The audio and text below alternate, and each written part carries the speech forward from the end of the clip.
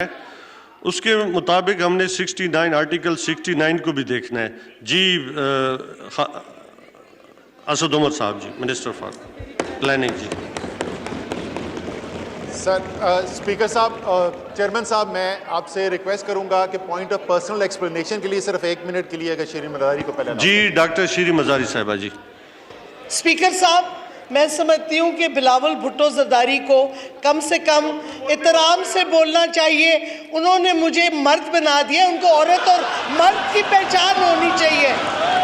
औरत और मर्द की पहचान होनी चाहिए।